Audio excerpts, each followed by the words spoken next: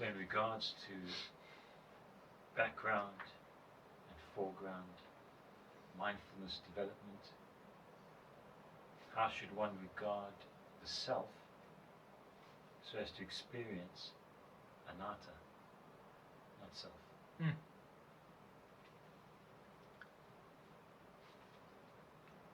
Well, the first thing is one has to start seeing oneself as something that's present there in that experience. And it's because people don't develop mindfulness according to the principle of simultaneous presence of the background and the foreground, as in attention and that which is not attended but simultaneously there. That's why they usually can't see the sense of self. That's why the self would be described as an elusive, ambiguous thing that you can never pin it down, because you can't attend your sense of self, because that sense of self is always in the background. That's why sense of self kind of merges with it, because background's always there and sense of self is seemingly always there. So they share these characteristics, and that results then in people just never seeing even as a phenomena that sense of self. If you start practicing mindfulness in terms of the discerning the peripheral phenomena without looking at them directly, you are discerning the domain where that sense of self does manifest. Once you get used to recognizing it for what it is and stop trying to attend to it directly and see it as an object of your senses or something, then you get to see that it's just there, a phenomena among other phenomena. And that's when that self becomes not self, not myself. You're saying it becomes. Yeah. Basically, that thing that's self, it stays there. But what changes your attitude of ownership of it? When you don't see it, you automatically own it. It is yourself. When you start seeing it, it ceases to be myself, which means ceases to be the self. It just becomes a thing. And there is a phenomenon as a background, unifying background of the experience. That's it.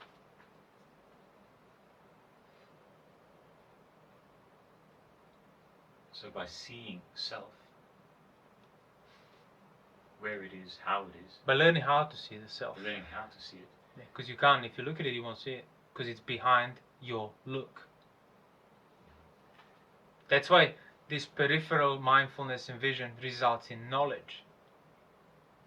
You know it. That's the way of seeing it, so to speak, internally. But you can't see it just by moving your attention towards it, because it's not object of your senses or your experience.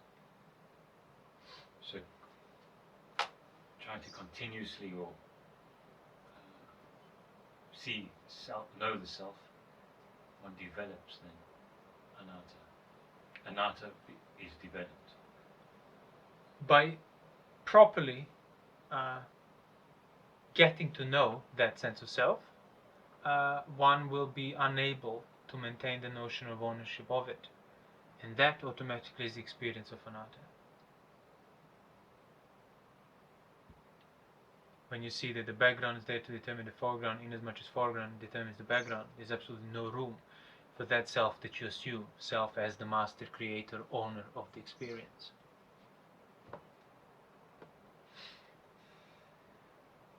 So normally, most people, we don't see the self, we don't know the self. And so it sort of proliferates, expands, and takes over our will, basically. Well, pretty much, yes, sure. The five aggregates. This is, whatever happens, it's mine, or it's concerned. Well, the assumption of I am the center of this experience, I am the center of the world, basically. Yeah. And there is no end to that, to proliferation of that. Obviously, there is an end to that. If you remove the ownership of right things, then you won't be able to maintain that gratuitous assumption anymore. But until you do, you will. Because it's not a matter of volition to just stop willing things to be yours. That's what people sometimes resort to, like when they ownership, having things as mine is a problem because it feeds my sense of self. So then they start destroying their ownership, their property, and giving everything to charity and so on, thinking that by getting rid of things you own, you get rid of your sense of self. But that's not how it works. It's throwing the baby with the bathwater.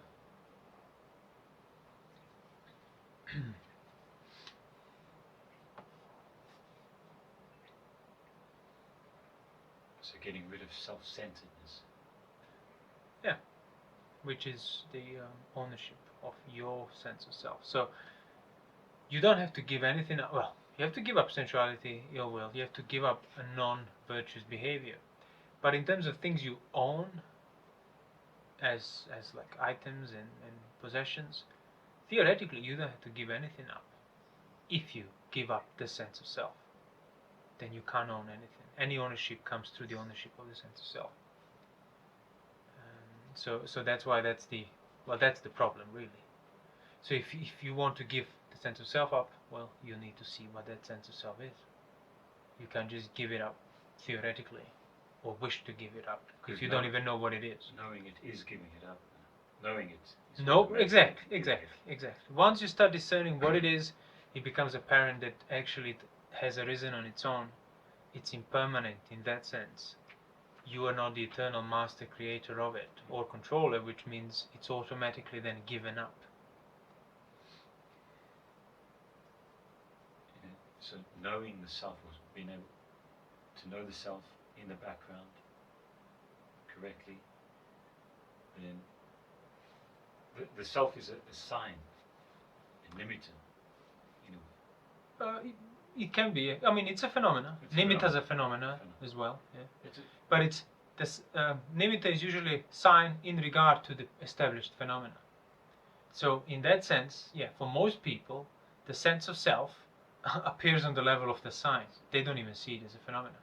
But obviously they could develop their mind and start discerning the sense of self, as ambiguous as it is, real as such, an ambiguous, general, peripheral phenomena present here and now. And then they can start discerning nimitta in regard to that. Because nimitta is not a fixed thing. It's like a designation for a position in a relationship. Signs and tokens to this. But if you look at them, they're going to have their own signs and tokens. Yeah. So the sign that comes from knowing the self, or seeing the self phenomena, that sign is anatta. Well, not automatically though. If you were told to look at it like that, then you will see it. That's where the external instruction is necessary. Because if Puthujjana could become very authentic in discern his sense of self and see it like a relatively dependent nature, but fundamentally he will still remain assuming the ownership of it. But then if you just pointed out to actually see even that as any other phenomena, then you will start discerning the phenomena of the nimitta, as in the signs and tokens, in regard to that phenomenon of self as actually not in my control, not mine, not pleasurable, dependent, thus not the self. Is signs also like meanings? Yeah, of course, yeah. So the meaning of self. Yeah, signs and token, yeah. If you know it. That's what the sign is. It's a pointed meaning. Points at something. A meaning of something. Yeah. That's what I mean. It's like a reference relationship. So it would be correct to say that the sign of the foreground of experience is the background. Yeah. So the sign is always in the background. So by looking at the background, you're going to start discerning the signs. By discerning the signs, you're becoming aware of the background. So by seeing the foreground, not going into it too much, not attending to the particulars too much. Well, too much in a sense. You can attend to them if it won't compromise your mindfulness of the experience as a whole. Yeah. But if attending to the particulars of the foreground takes your mind away from the mindfulness of the experience as a whole, well, then you're compromising it. Because being able to see the sign of the foreground, the background, okay, that would be an established mindfulness. Yeah, yeah. That would be right mindfulness. Sure, exactly. Would that be the middle way? Well, that is the middle way. Yeah. There's the beginning of it. Yeah. If you stick to that kind of mindfulness, you will develop then the discernment of the sign of even further, which is the sign of your mind. And then the right view after that, as the Buddha said. And then everything else. Because it's the middle way exactly because of that. Because you're neither giving into the senses of the mind, nor you're mystifying and dismissing the whole thing going the other direction. You're kind of in between. Like with this is. That's it. It's not from me here to there, or from there to me here. It's just these two things arise and cease simultaneously together. Like nama rupa and vijnana, vijnana and nama rupa. That's it. That's all that's there. But you not fully understanding that, you assume yourself in it as the owner of it. So if one is in that state, I don't know how to use that. But go on, ask a question, then we can reformulate it. If one is doing right mindfulness, balancing in the middle way, then when you act, you can't act Too unwholesomely. Yeah. So that's the right effort. Yeah, because greed, aversion, delusion is it counters the balance, even in slightest amounts. So somebody who is committed, discerning the practice of that balancing, as you said, then we'll just see that it's completely incompatible with it. So you can't practice the Dhamma and engage in greed, aversion, delusion. If you do, you fall from the Dhamma for that period of time, whatever you're engaging with, for however long you choose to. But yeah, you can call it balancing in a way. Think of it like balancing you get used to. It's you balance something for the sake of balancing it. And then within the balance, you start discerning further opportunity for balance. Because somebody who is never ever stepped back and become aware of their own situation, doing that first time would feel like, wow, that's it. This is the experience as a whole. But if you get used to that, then you see, okay, well now you can actually take the same principle even further. Like there's subtler, more peripheral backgrounds to regard to your foreground, and there are more particular foregrounds with their own nimittas and so on. It's the same principle, but then you can take it further and further. And how far you take it? Well, as long as it takes until you're free from suffering. That's your measure. And that's what Nibbana is. When that perfect balance of non-greed, non-aversion, non-delusion becomes like fully cemented form of being here and now. There's absolutely no other way. That's why he steadies himself in Nibbana. And the one who doesn't develop it fully, he falls from Nibbana, as the Buddha would describe in the suttas. It's not like a great sort of, spiritual wave of energy that sweeps everything and just... It's diligence and repetition and hard work. That's why the Buddha would always say, whatever was to be obtained by the manly effort, manly strength, manly commitment, or I don't know which was exactly he used, I have obtained. It wasn't given to him by luck or mystical experience or something. No. He saw it, he understood it, he'd done it, he developed it.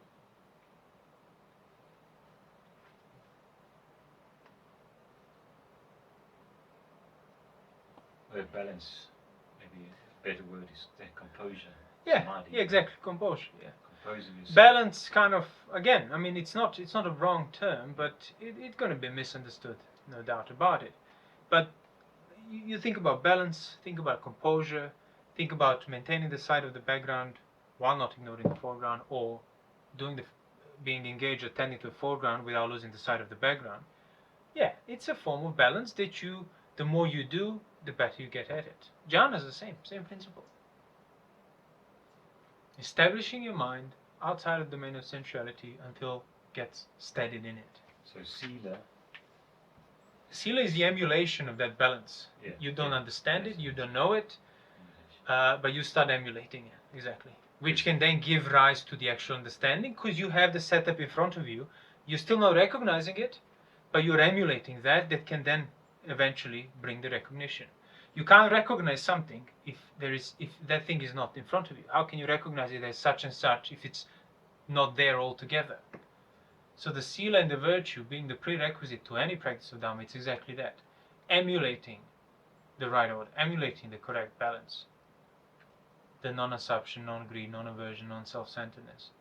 But yeah, that's why sila in itself won't result in the Dhamma, because you can emulate all you want. If you don't make the effort to understand and succeed in understanding what you're emulating, then you're not, then you haven't developed it.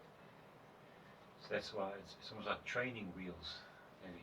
Like keeping the rules be like training wheels. Yeah, sure. Yeah, it could be, yeah. Then you can still be riding. You don't have to be. So it's not like you would, once you've understood the Dhamma, the principle, you got the middle way, you're balancing there. You don't let go of virtue. No, exactly, because the purpose of the virtue is now your purpose of the Dhamma. So the purpose of the training wheels was to keep you straight and flowing. Now you're keeping straight and flowing without the training wheels. That's but yet it. you are straight and flowing. Yeah. So you've gone beyond. I would say, in a way, you go beyond, deep, beyond the precepts. Sure. Beyond the precepts, sure. deep. That's why there were no precepts in the beginning. Because the Buddha would teach the Dhamma, and that's exactly what people would understand. There wouldn't be many misunderstandings and wrong views about it. So those who understood it, they understood it right to the core. And then immediately there was a reference point to anything that shouldn't be done from that point of view. Anything that would be countering that balance or affecting it. But as the clarity of that balance started waning away, basically, it was sort of almost to the same extent, it was the increase in bad behavior. But initially, like, there were no rules about, I don't know, eating, like, like not eating in the afternoon, for example, or eating once a day. Yeah, they would go pindabat at night and whatnot.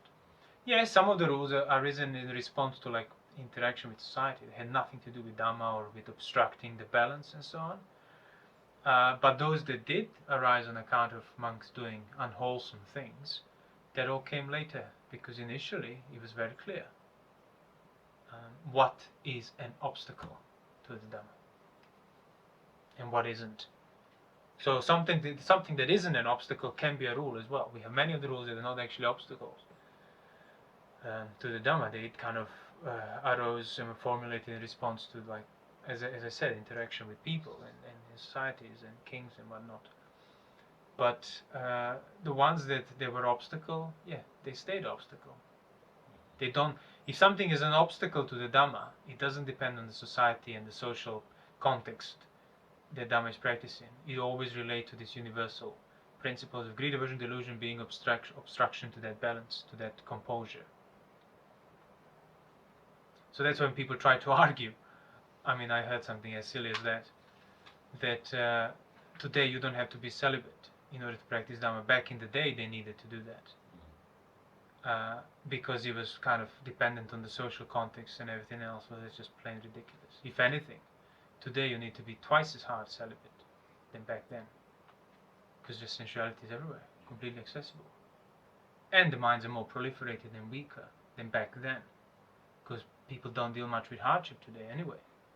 Very few do, so they're not naturally tough. And so, if anything, today you need to toughen up even more than back in the day. But if something is a direct obstacle, it's a universal obstacle, because Dhamma is universal. So you can't dismiss it because of a social context or requirement. Yeah, eating in the afternoon, wearing this type of robes, or doing that's all, sure. There's nothing to do with the Dhamma. It's just way of expression, way of relating to other people. But it's not a problem for that very reason either. Once you have that basic, or that understanding of balancing, or the middle way, or practice of mindfulness and composure. That's you were saying about diligence, just not giving in to unwholesome. Oh yeah, well, we spoke the other day. Yes, yeah, exactly. Yeah, because that's the thing. by practicing mindfulness correctly, by being properly composed, the issues of greed, aversion, delusion become clearer. As in, you know exactly the extent of your responsibility in those things, which means then you know exactly, or gradually you increase the accuracy of your recognition of what you need to do. Like, you're not saying no to everything and everyone all the time, because that's what restraint is all about. It isn't. It's about restraining greed, aversion, delusion. Not tolerating greed, aversion, delusion, not entertaining, not indulging. But if it isn't that, it's not your problem.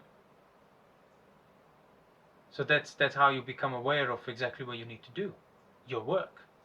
And by being aware of your work, then you can be diligent in regard to that work.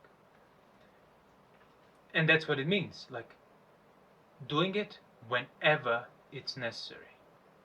Like a chore, but a chore that can arise at any given time, or not arise for quite a while, but whenever it arises, it is done. There is absolutely no, like, oh, I'll do it a bit later, I'll do it tomorrow, I can't be bothered now. My meditation only starts at 7 tonight. Actually. Yeah. So I'll deal with my sensuality. And you certainly cannot put a time schedule on it. 1 hour of dealing with sensuality. Yeah, exactly. And then I can go back and sort of forget about it because I've done my work for today. No, sometimes the whole day will be a chore. But on some other days, you're going to have like weeks, months of no chores. And then Arahant, obviously, has done his duty, as the Buddha would say. He finished all his chores. He has laid down the burden of duty. Yeah, he's done. So he doesn't need to do anything else. And that's, as a monk, that's pretty much the only thing you need to do. You know, given the obviously practical necessities of patching your robes, walking pindapad and so on, but that doesn't take your whole day. Then the rest of the time, that should be the monk's priority. Not tolerating greed, aversion, delusion, clarifying the work in regard to greed, aversion, delusion, and then being diligent in regard to that. So if sometimes you wake up at 2 o'clock at night, and you wake up with the mind with, I don't know, affected by hindrance or something, you might have to do the work. You can't go back to sleep until you do the work.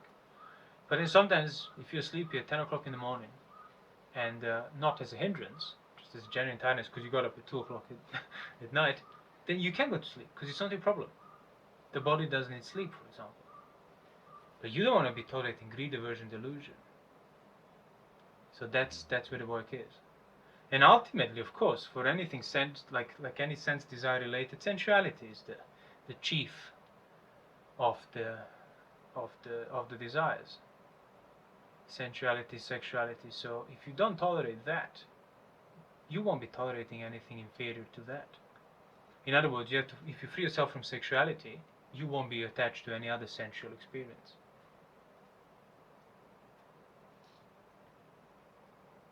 Hence, we go back to the importance of celibacy. Yeah.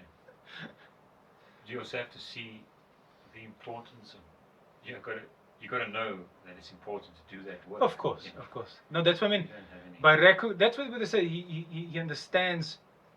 He understands sensuality, the gratification of it, then the danger in it. So you understand the danger of slacking that particular work.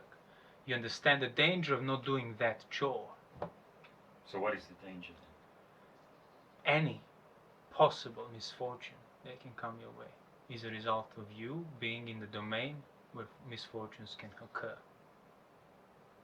And you place yourself in that domain by not disavowing, by not saying no to sensuality. As in, not freeing yourself from it. Like, people can say no but still want it.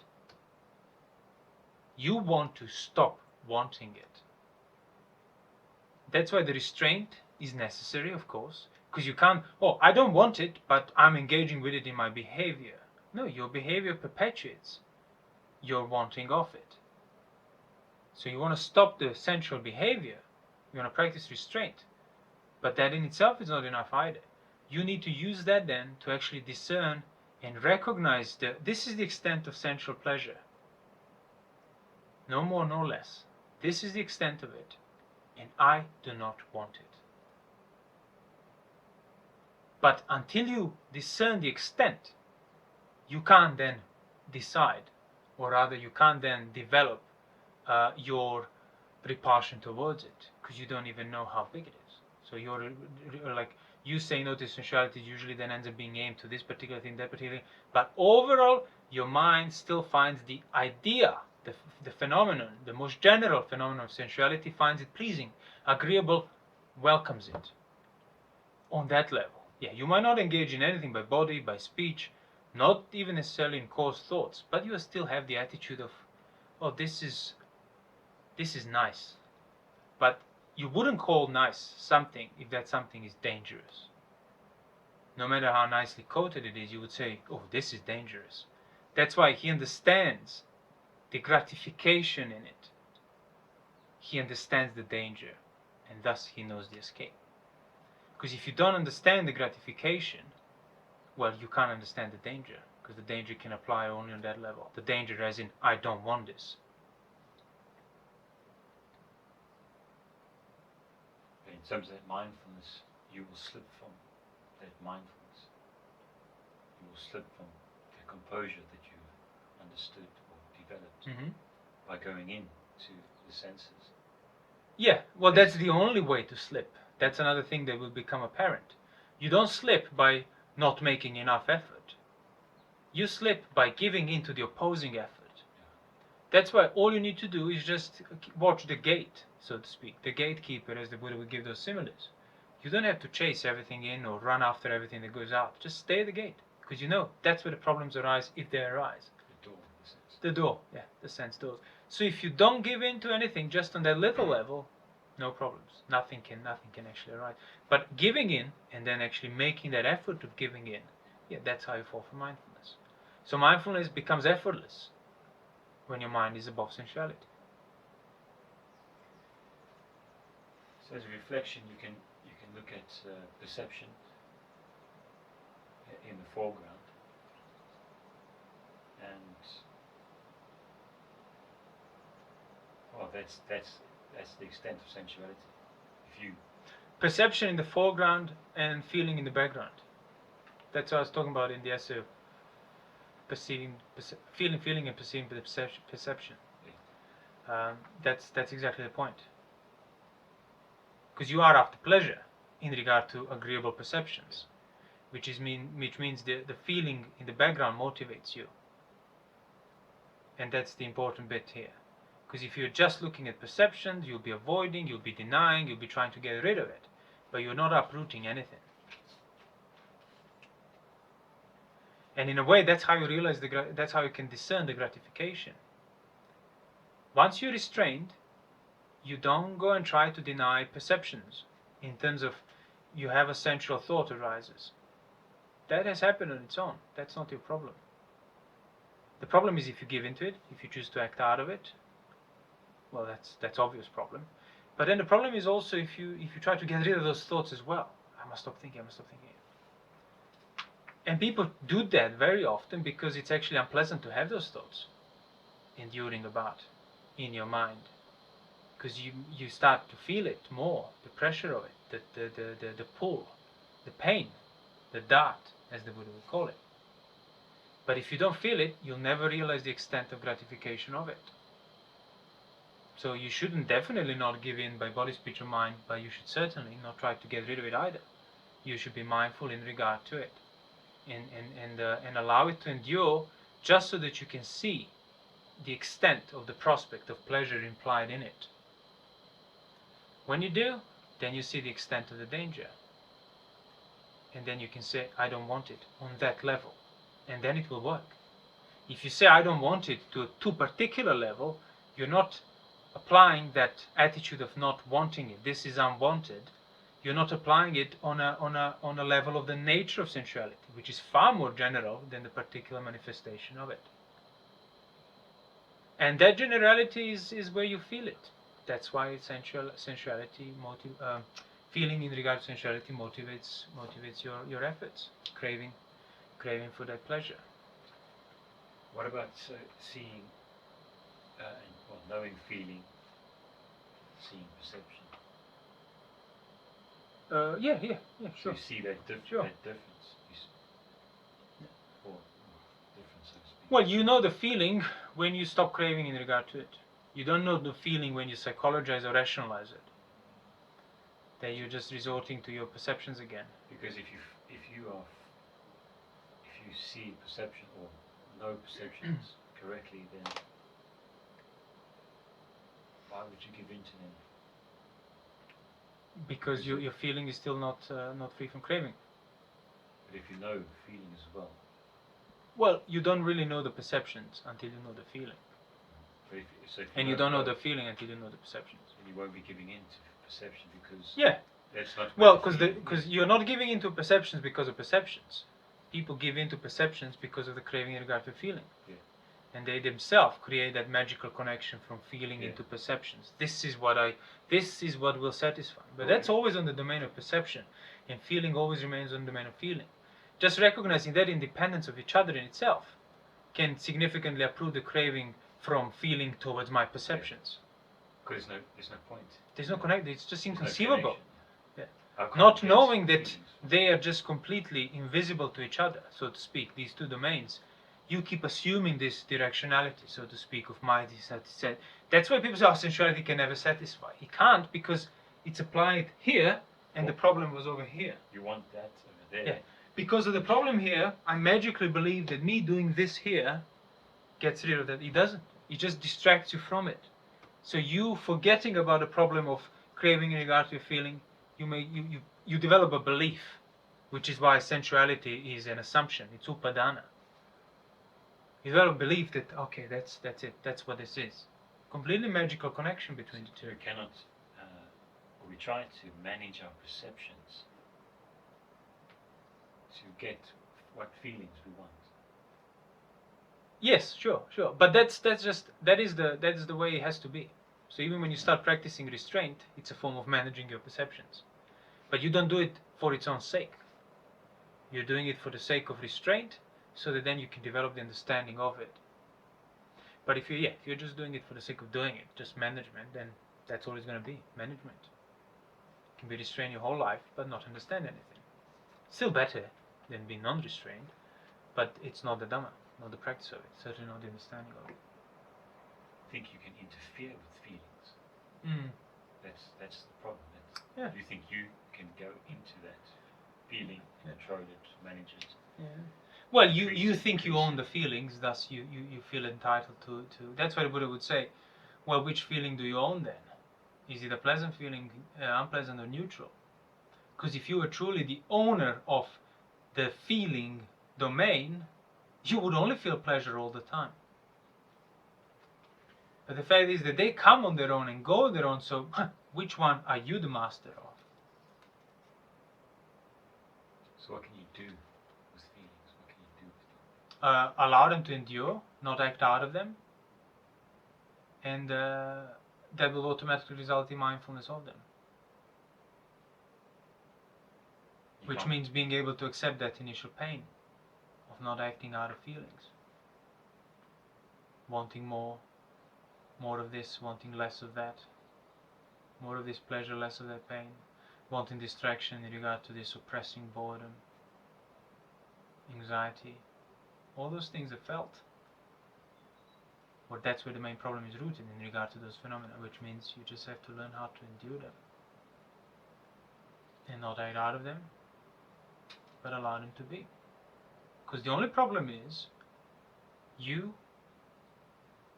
not being able to help yourself, but assume the ownership of them.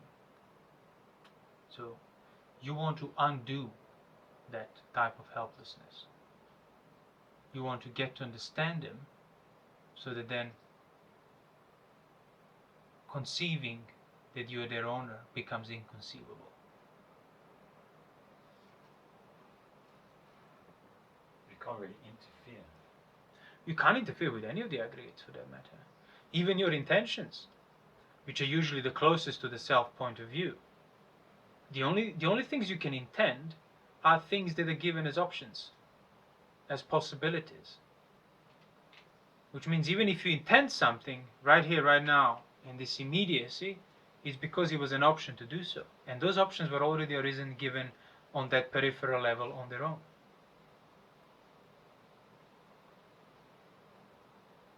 You can't think anything from pure nothingness into being. You can't create that. That's not on you. Things are given on the peripheral level. Because of that, there are actual things present, as in the ones that you attend on account of other things you don't attend to. Say, for example, I'm just having this in my mind now, it's like art. Mm. You know, I draw a picture that I've just created by myself. I don't really create. Well, exactly. You only created image. a particular arrangement of things that were all given beforehand, which means you don't create any substance. You only affect arrangement of the given substance. So you are equally on the level of arrangement, not on a substance, your sense of self.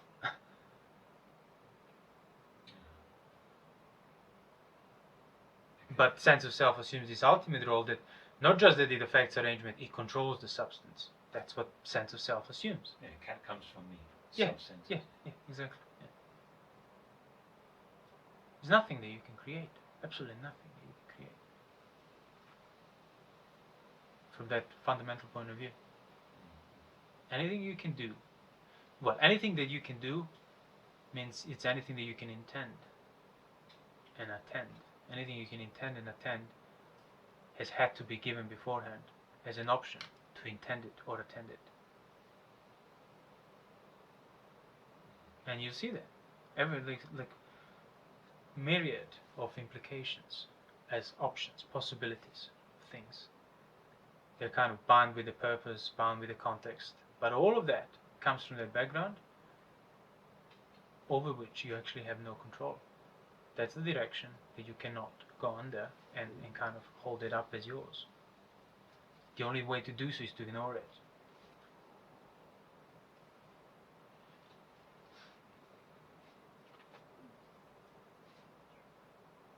So the Buddha doesn't create the Dhamma. Even the thing as most universal, most profound as the Dhamma itself, the Buddha said, I didn't create this. No Buddha created this. You just find it like an old path that's been overgrown in the forest. That's it. It's there. You can't. There's nothing you can possibly create. So one has the understanding of Dhamma, the vision of Dhamma. So having that as your center, that is your center. Yeah. You're composed in Dhamma. Sure. You're composed. Well, in you're vision. composed in the balance of the right principle. With this is. That's it. That's why when sometimes they will insist and ask the Buddha on the, what happens for an arahant, or what happens when there is no self and things like that. Well, he would either just dismiss the questions on self and not self if they're formulated wrongly, or the most direct answer he would give to that would be quite indirect. It would be the description of Paticcasamuppada, because that's what's left. It's that balance. With this is. With ignorance, this is. Without ignorance, this is. That's it. So if the experience is without ignorance, that's it. That's the Arahant's balance. Like in a way, even Putujana is in a balance. As in, even Putujana, with all his ignorance, can't do anything different to the nature of the five aggregates. The only thing different there is his appropriation of it. The gratuitous appropriation, that's not the aggregates, that's just an attitude in regard to them. Completely baseless attitude. That's why he said avijja is beginningless. There's no first point when he was, on account of this avijja came. No, it's just there, but it shouldn't be there. Once you understand that it cannot be there, that's where it disappears. What comes to mind is that the middle way being the way of right composure, balance. That is, it's not moderation, the way of moderation. The Dhamma is not. No, not necessarily. No.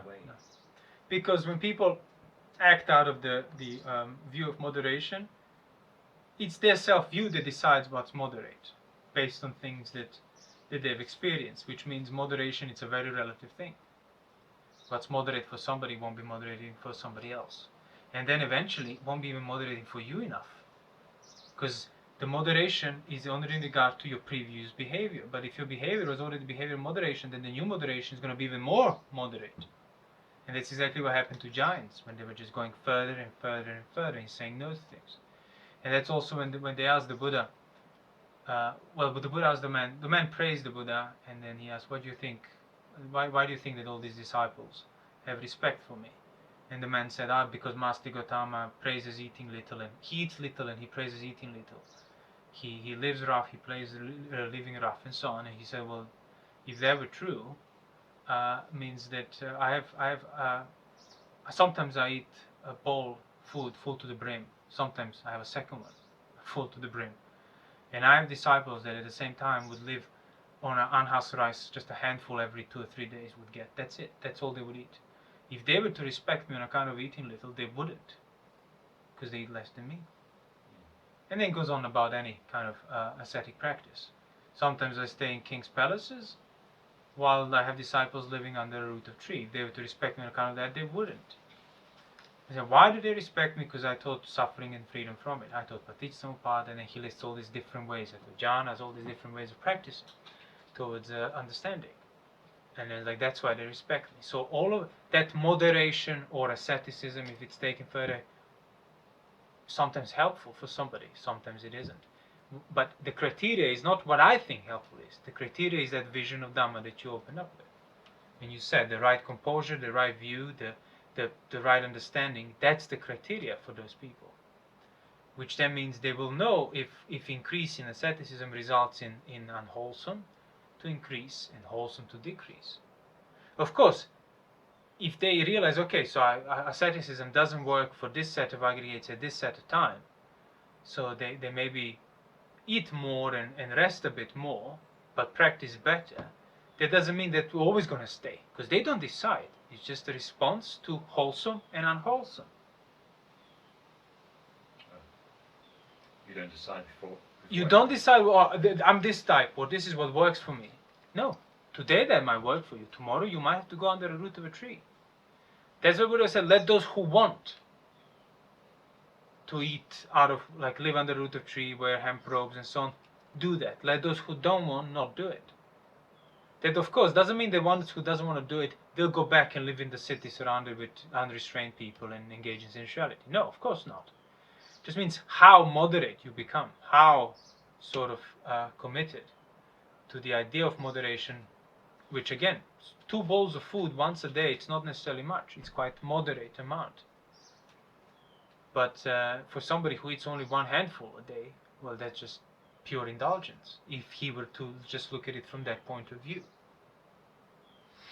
The middle way, not giving in to Middle way means basically, yeah. Well, no, not. It depends. Living under the root of a tree is extreme for somebody. Yeah. So middle way means not giving in to the unwholesome, not indulging it, not ignoring it. Middle way means that balance, middle, and the balance is wholesome because it's free from unwholesome. Yeah, it's got nothing to do with the content necessarily. Exactly. Yeah. In a way, of course, there is the obvious content of the 8 precepts. They must stop. But any other content, yeah. I mean, people can wear hemp robes and live under the root of a tree and be extremely misguided and conceited and vain. I mean, like, for goodness sake, even, what's his name? Devadatta, the one who tried to kill the Buddha. He was like full-on ascetic. I mean, people were inspired by him. When he went to the Buddha, that was actually the sutta that I mentioned. When he went to the Buddha and demanded that all these ascetic practices be made compulsory for all the monks because it's so inspirational, it's so great. And the Buddha said, no, don't ask me that. You can't ask the Tathagata that. He said, let those who want to do those practices do those practices. Now, again, that doesn't mean, okay, so I can live relaxed and luxurious life. No. You have to keep the perspective on. So even the ones who don't do the ascetic practices are still quite an ascetic from a lay unrestrained point of view. Which means you can't expect to eat 5 times a day, engage in distractions, just think about your work projects and fantasies and whatnot, and think, oh well, I'm a ascetic renunciate. Yeah, I don't have to live under the root of a tree. Yeah, but you also have you also don't have to engage with unwholesome either. Like somebody can wear silk robes and not care about it. Somebody can wear hemp robes and actually be quite unwholesome about it. That doesn't mean there's no value in trying, because as I said, it's not a fixed thing. It's not set in stone. Today you might not mind about silk robes, but tomorrow you might start to be quite attached to it. Yeah. Equally, today you might mind the hemp robes, be very conceited about it, but tomorrow you might see that conceit and then abandon it. So that's why you can't just prescribe everybody to do that all the time, because there will be an external reference point, which if people don't see, it's meaningless. Then you just emulate things without understanding. And even worse, you're not even aware that you're just emulating. You think, oh, so if I do this prescription, this method, this set of observances, always without having to think about anything, that's it. It will result in arahantship. But it won't. It's the recognition of that balance, the mindful composure, that can result in knowledge and vision. It's even the right ordination in the right lineage. Yeah. The right monastic lineage. Sure. That solves all the problems. Yeah, exactly. The external reference. Yeah. Monk certificate. Yeah. You got that. Monk certificate, your tradition, your upajaya, your acharya. It's all this like institutional reputation and whatnot. Yeah. Well, that's a lay setup. If you have an institution, means there's no again, you can have people practicing within the institution, but the institution itself, it's actually a counterbalance. You can't, because it's based on the external projection of value, importance, recognition, which means there's no individual responsibility for it. Oh, it's the tradition. No, you choose to do it, which means you could choose to not do it, which means you're going to feel that then weight of your choice every single day. But not if you just submit and subscribe to tradition, whatever that tradition might be. Then that does the work for you. And that's why people like that, and we met a few, would get very, very kind of anxiously upset and defensive if somebody just not even dismisses their tradition, just doesn't acknowledge it sufficiently enough. Because their whole mode of being is projected on the external observances and form. How this is what monks are all about. But that's an external reference point that as such cannot stand in place for the Dhamma. Yeah, that's why the Dhamma, the right view, is to be developed and known individually by those who are wise. Yeah, it's the same principle that's developed by different people, different sotapannas, different arahants and so on. But it doesn't mean that they will all act the same, like robotic sort of clones or something. No, they're different aggregates, different individuals. What they all have in common is freedom from greed, aversion, delusion. But how will that manifest in their behavior? Well, you cannot possibly write a prescription for that in some sort of conformity or behavior. As much as visually pleasing is, that is for some people. Everybody walking in line. Someone saying once, it's like trying to make everyone wear the same size shorts or something. Right. Well, okay, yes, in a way, sure. Doesn't work. Yeah. No, that's why. Like again, there's more than enough rules, precepts. They've been formed. So within that, the only reason if you were going for more, it's because you're sort of misdirecting your practice. Because why would you need more conformity rules, for example, in the traditions and like seriously? Oh, well, you don't wear your lower robe like that. That's not our tradition. Like you fold it counterclockwise, I fold it with this side, you fold it that. It's just like things like that. Oh, that's against our tradition. Like, why would you even need that kind of observance to the point of anxiously kind of getting upset with all the other rules that the Buddha formed? When he himself said nobody should be forming rules after I pass away. Oh, you can say, oh, those are not rules, but yeah, you see how lightly they're taken then, or not. So that's what I mean. You recognize already the plenty of basis or plenty of rules for the basis to develop basis of virtue and so on, and then you have to start taking responsibility. If not, you can spend 100 years in robes and be an equal patujana that's not free from even like the low 3 fetters, let alone sensuality and everything else. Why? Because you never took responsibility for the practice. It was projected out on the method, on the teacher, on the tradition, on the institution, or whatever, but not on you.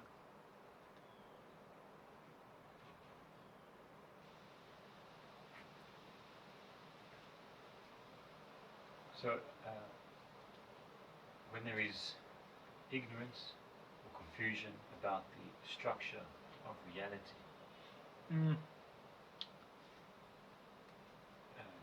that is suffering, because we yes, manage it. Yeah, you can say that in an impersonal manner. The thing is, obviously, the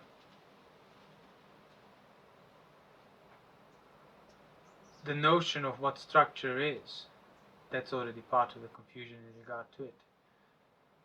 In other words, the confusion in regard to the structure of reality means freeing the structure of reality from craving, from greed, aversion, delusion, not from laying it all out and figuring it out, because that would require an external point of view to the structure, which means then it's not a structure if you can step outside of it. So again, back to foreground, background, in regards to Subha nimitta. Mm-hmm. So the attractive, the sign of attractiveness. Well, the sign of attractiveness is also something that's in the background, isn't it? Yeah. So I see a person, for example. Whether it's Subha or then asubha, it's in regard to what's being perceived in the foreground through the 6 senses, either the sight, sound, smell, taste, touch, or thoughts. And it's because that Subha is in that background, which is usually also where, well, not usually, which is where people's feelings as well are. That's why you kind of end up assuming the craving for sensuality. The attraction of the background, the pleasant feeling of the background, you end up identifying it with what you're perceiving. So you end up wanting it, aiming at it, acting towards it, consuming it, and so on. So becoming aware of the Subha nimitta means becoming aware of the phenomenon of beautiful, of attractive, of attraction. And then, but then that doesn't mean that becomes your foreground or anything like that. That's still in regard to the foreground of the sense experience. But by discerning the Subha nimitta, for example, you can then look further, in the further background to it, which is the asubha nimitta. That's why any beautiful, any attractive, it's on the basis of unattractive. It's on the basis of ugly. That's just where it arises. In regard to that which is equally same, perceived. It's the same object you're looking at.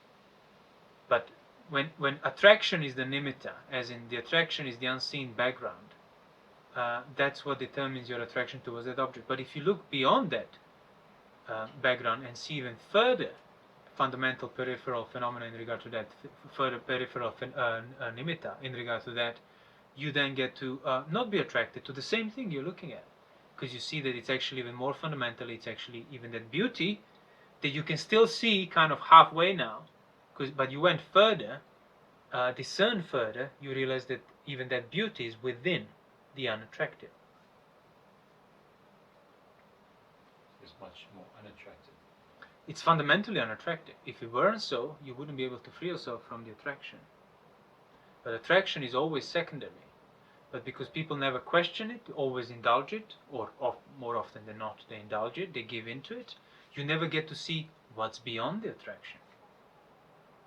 You just attraction, you're out chasing the object that you're attracted to. Attraction first. Exactly. So Yeah. Once you start seeing the attraction, you're going to start seeing, well, you start seeing the attraction when you stop by default chasing the objects of your attraction. That will just force you to be with your attraction, which will then reveal that, oh, well, there's more to be seen in regard to this attraction, while these same objects are present in the foreground, as a thought or sight and so on.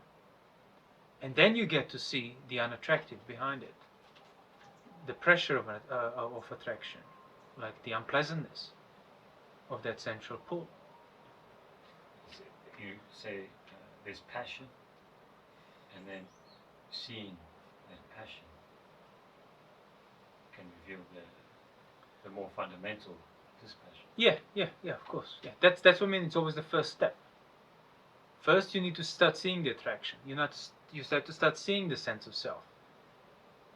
You have to start seeing things that you're supposed to overcome, not just deny them, or not even look in that direction, or expect to be doing something here and they're going to disappear from over there. No. So then you realize there cannot be a subha. There cannot be subha nimitta without the foundations of a subha nimitta in its heart. It just cannot be. So any subha nimitta, if you discern long enough, you realize, whenever there is, you can have a subha that's a subha, or you can have a subha that's less a subha, which is how it's perceived to be from the sensuality point of view, which is subha then. The sign of beauty, it's basically the sign of less ugly, but still pertaining to the nature of ugly. It's not like beautiful and ugly, it's ugly and less ugly. Disgusting and slightly less disgusting, but equally disgusting.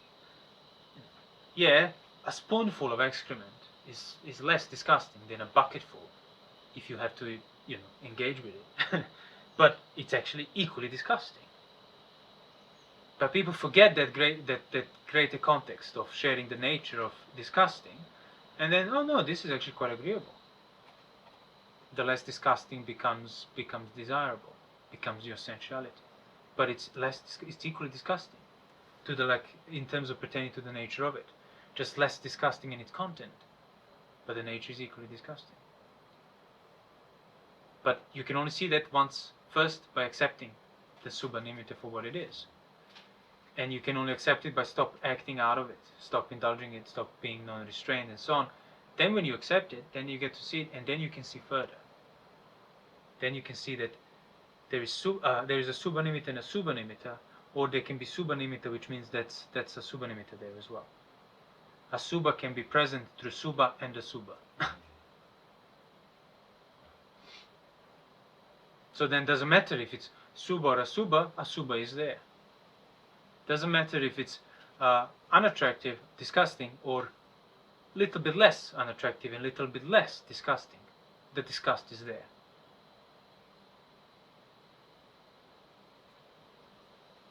The foreground is diversified. Yeah, the foreground diversifies, so sure. The background is more unifies. Yeah. The background is that it's where the nature of that. It's that which determines the diversity. It's a reference point for diversity, a reference point for a change, a reference point for time lapsing. All of that, it's pertaining to the foreground. So something needs to remain unchanged while change occurs, so that you can see that there is a change. If everything is changing all the time, constantly, well, there is no change at all, because you can't tell that everything is changing, because everything is changing. Or things can change at a different rate, perhaps, and then the thing that changes at a lesser rate can become a reference point for a thing that changes at a quicker rate. But that might be too abstract for some people to ponder on. But you can practice that on the level of feelings and moods, like the general feelings. Like you can have a general feeling present of you being okay or you being not okay, while there are particular, more diversified feelings occurring on a daily basis. While overall, you're okay, you're meeting in all sorts of disagreeable feelings on an individual level, like, oh, this is annoying, this is disappointing and stuff, but none of that to the point of changing your general feeling.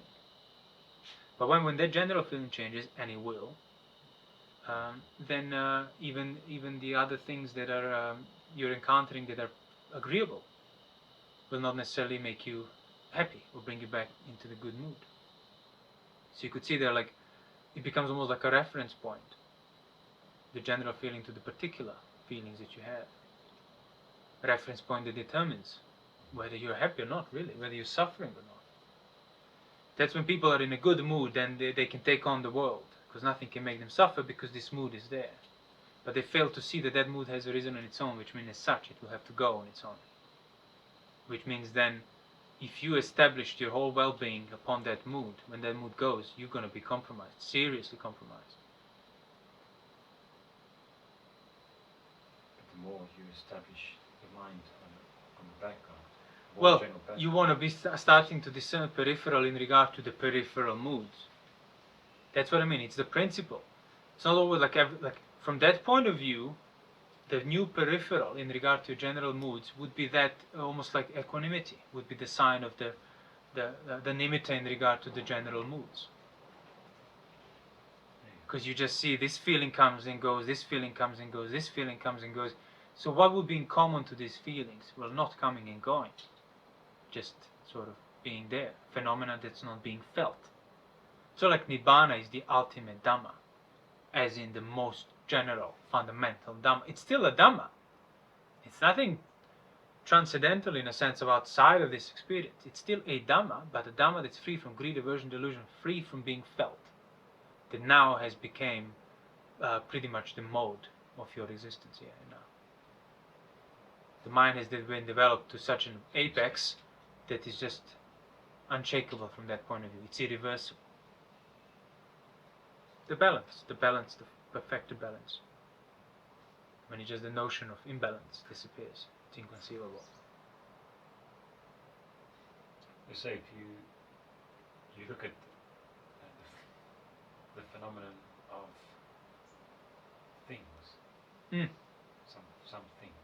things in general, things, experience, whatever's in front of you, the most general experience, and then what is the sign of that, the background of that. One could see nothingness as opposed to. Ultimately speaking, yes. Yeah. So you could the ultimate negative, the nothingness. by knowing nothingness. Sure. In regard to that. Or you can go even further. You can say whatever is the foreground. Whatever anything that arises to your attention, for your attention, what do all those things have in common? That they're present, which means then the ultimate sign to that is absence, the possibility of absence, and that's nothing other than death, the notion of death that people have. Which is why the Buddha did say the one who practices mindfulness of death, it's like the quickest way. So Nibbana, it's almost like dying without actually dying. Extinguishing your being, extinguishing your sense of self, extinguishing your likes, your affections, your attractions. That's why people are terrified of it. Even back in the day, when the Buddha would lay it out for them and they would get shocked, panic, fall down on the ground in despair, pulling their hair, shouting that, well, if we practice that will kill me. Because that's exactly what Dhamma is. For Putujana, Dhamma is if they go through the notion of their own death, without dying, without doing anything on account of it. That's why many Putujanas turn away from it and jump onto the rituals, rules, traditions, whatever else, so they don't take responsibility, because if they do, it becomes apparent that it's on you, and means if you keep doing it, you will die. That's what even Ajahn Chah said. Our practice of Dhamma is like die, you should die. If you practice Dhamma, you will die before you die. Yeah, it's not just a poetic expression. Or like, edgy inspiration. No, it's a fact. That's why those people understood what Nibbana was. That was the thing, when the Buddha would teach them. When the Buddha would say what his teaching is, they would understand what he was talking for Nibbana to be. And they would freak out. And again, it's nothing. There's nothing transcendental in it. People are not in Nibbana is because they don't value the nothingness. They don't value the absence of greed, aversion, delusion. They don't value the imperturbable, not being felt, unshakable states. They don't value that. And how do you know that they don't value? Well, just have somebody, yourself, if you have doubts, lock yourself in a room, don't have any distraction, don't do anything for a whole day, just one day, and see how close to the freaking out you're going to get with boredom. First boredom, then it's going to turn into dread and anxiety. And that's exactly it. That's that peaceful feeling of Nibbana. But Puthujjana experiences it as a dread and anxiety. Not me, not my control, I better distract myself from this. But if he was to prepare himself to not be afraid of that feeling, that's that peace. And that's why the Buddha would say that the neutral feeling, the sublime neutral feeling, the refined neutral feeling, is like it's valued by the wise. It's pleasant when it's known and unpleasant when it isn't known. Valuing it, knowing it. Exactly, exactly. Oh, they can value it because they know it. Ah, no, this is actually the true peace. So Puthujjana doesn't have peace, doesn't have Nibbana, not because his eyes are covered by the metaphysical veil of Maya and illusion. No, it's because he just doesn't value it. He doesn't recognize it first, then he doesn't value it even if he were to recognize it. Even further, he's actively afraid of it. He's terrified of it. That's why he's not in Nibbana. So you have to stop being afraid of your own death, for example, and you're already closer to Nibbana.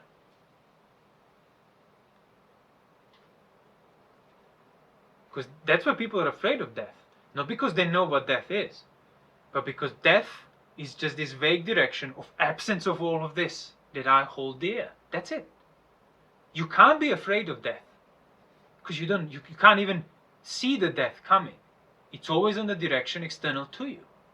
It's always from the opposing direction from where you look. So you being afraid of death, it's only possible because you see a relationship, you see a reference to absence and denial of everything that you hold dear in your life. In other words, because you're attached to life, you fear the absence of life, which is what death is. You remove the attachment to life, the kind of attitude of holding it dear and delighting in it. Why would you be afraid if the whole thing goes? Fear would become inconceivable. And that's why Arahant is ultimately beyond death, beyond that fear of that relationship of absence.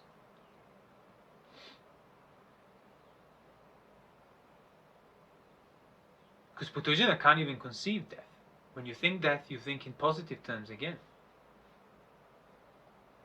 So for many people, just a mere change, it's almost on the level of freaking out as if they would when they experience death. Let alone if things actually do start going into the absent mode, so to speak, losing your senses and so on. But that is the ultimate nimitta. And that's why you can use those perceptions to establish your mind. Establish your mind upon the perception of death.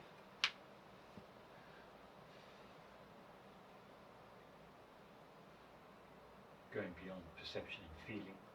Okay. Yeah, it would go. What is a sign of Absence. that? Yeah. Nothingness. And that would be the ultimate non-indicative, non-appropriating consciousness, as in presence that doesn't appropriate any presence. That would be your experience as a whole. That's like when consciousness doesn't indicate any ownership, any sense of self, nor the matter finds any footing in that experience anymore. It's just left.